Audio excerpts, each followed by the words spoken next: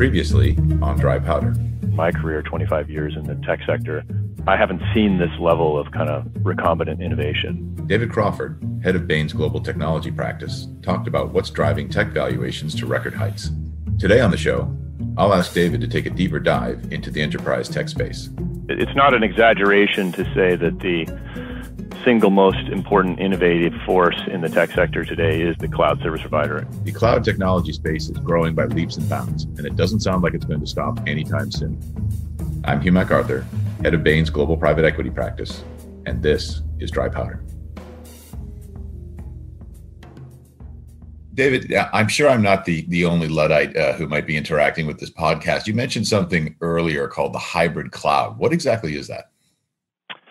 Hybrid cloud is just a simple notion that an enterprise uses on-premise and public cloud computing environments, and that they do that in an interoperable way, which allows you a bunch of benefits. The benefits include things like being able to use your same staff to manage both environments. You don't have to have a different set of IT experts that don't speak to each other. It actually benefits you in being able to burst loads back and forth. So at peak times, you can move loads back and forth. And so the idea of having a hybrid cloud environment is very attractive to CIOs for a bunch of economic reasons. David, you talked a lot about edge computing in the past. Do you think that's going to create further demand for the cloud, or is it the beginning of a shift back to on-premise tech? Yeah, edge is a hazy term in the industry, and the basic idea of edge is that compute is sometimes best placed close to the enterprise. That could be on-premise, or it could be in a central office, or it could be in a regional data center. That's obviously not a new concept. For example, probably the most visible business model that makes use of a lot of edge computing is content delivery networks like Akamai, Netflix operates their own, et cetera, who have a lot of regional data centers. By that, I mean hundreds of regional data centers. Historically, they've been in the business of delivering content that is latency sensitive. Consumers are very sensitive to pauses and delays as they are trying to download content. And so there's an entire business built around predicting what content will be demanded in what zip codes at what time, and forward caching that content in the format that's required so that the latency can be driven way, way, way down. That basic concept is becoming more important for other applications as well. And so we're seeing now a trend that is somewhat countervailing to the centralization into the hyperscale data center, moving back towards more regional data centers. Now, I think in aggregate magnitude, that could end up being as big or bigger than cloud itself, but we don't think about it as a distinct trend. It's sort of a chapter of cloud. Cloud is now going to have multiple instantiations, and these are really just extensions of the cloud. What I think is new as of the last few years is the leading infrastructure as a service players creating new approaches to this. So Amazon has Outposts, Google has Anthos, Microsoft continues to use Azure Stack and Arc to sort of drive environments at the edge and sometimes on-premise, which are highly compatible with public cloud environments so that CIOs can experience that dream of hybrid cloud environments. So as you think about these trends and you look at, say, the top 15 technology companies out there, you just mentioned a whole bunch of their names. What are you learning at a macro level from looking at these big players over time, where they're investing, how they're performing? It's not an exaggeration to say that the single most important innovative force in the tech sector today is the cloud service provider. And there's a handful of 6 or 8 of those companies that really are driving global tech innovation. Of the 10 most valuable companies in the world today, 6 are cloud service providers, capturing data and monetizing data. They each have slightly different takes on that, but each of them is getting extremely good at that. So where are they investing? They're investing to get differential advantage in the compute side of that, whatever they can do to make their data centers more efficient, more productive, more capable. They're investing to get access to the data that they need to stay out in front of their competitors. So whatever business models are serving that data, allowing better analytics of it and so forth, test and learn algorithms, artificial intelligence, et cetera, they're investing heavily there. And they're investing heavily in growing the innovation and the developer networks that allow them to capture the attention of their user base and capture more time of the user base. David, we talk a lot about, as you well know, disruption at Bain. And when we talk about disruption in various sectors, tech is generally at the forefront of much of that disruption. But if we think about the tech sector itself and disruption, What kinds of things are you learning about how tech companies disrupt and are being disrupted by other tech companies?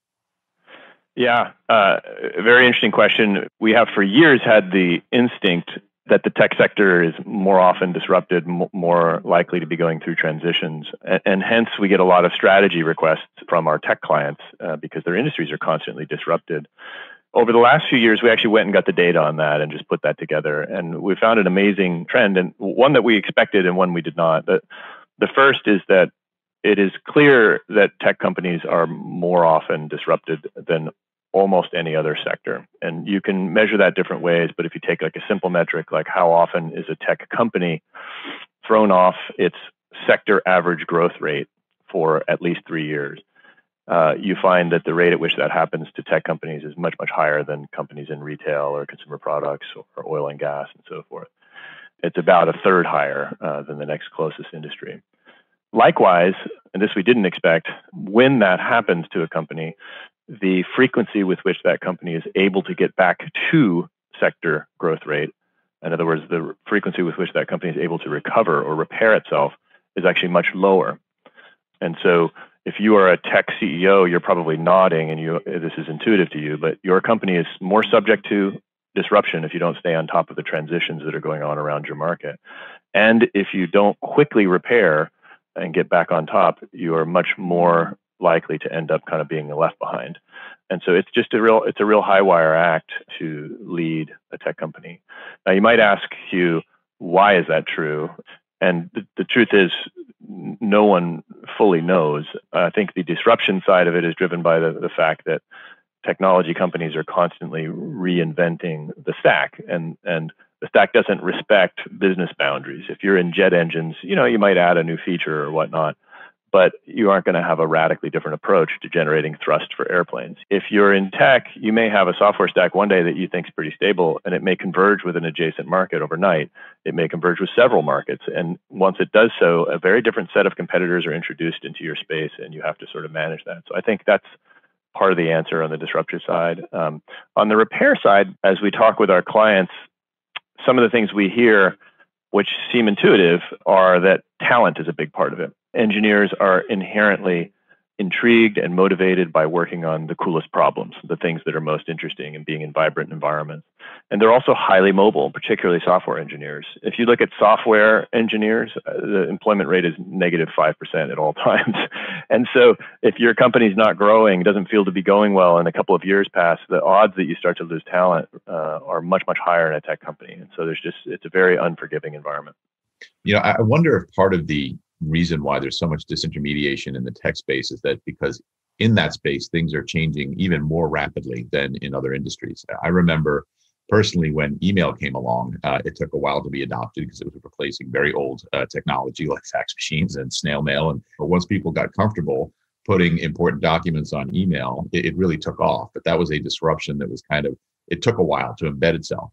We've seen a disruption to email happen much more rapidly by things like social media. And now business applications are coming in that are replacing email and integrating email functionality into other tools. Do you think that there's a customer behavior aspect to the disruption in the tech space, that as customers are expecting more and more change more rapidly, they get used to changing? And so once you've gone from level 1 to level 2, it becomes easier to get to level 3, level 4, and level 5 as those things come along? I think there's some behavioral components and some structural components that probably explain that, Hugh. 20 years ago, we had a handful of computers that were connected by routers, and there were all kinds of firewalls and care taken to just really limit the functionality of all that. Today, we have moved so much further forward with respect to having everyone connected really, really quickly. If you can come up with 100 million users, you can scale them globally with the compute you need in a matter of days and weeks. You don't have to build your own infrastructure to deliver that. I was astonished to hear the testimony of Zoom, who had 20 or 30 million in December of last year. And then after the COVID pandemic hit, by March or April, I think they had over 200 million users. That kind of scaling is available because of this structural availability of a global infrastructure. Now, I do think your broader point about consumer behavior also matters. The folks in their 20s or teens today are perfectly happy to share their data. They're perfectly happy to try a new app. They don't question it the way you and I might. And so I think it's more or less expected that they will move from a hot app to a hot app in 3 or 4 months and move on. On the next episode of Dry Powder, what can we learn from the firms that actually keep adapting to these new platforms? We've found there's 2 broad categories of persistent value creators within the tech sector. I'll ask David to develop an investment thesis that will keep your portfolio on the right side of creative destruction. If you'd like to take a deeper dive into Bain's 2020 technology report, email us at drypowder@bain.com. I'm Hugh MacArthur. Thank you for listening.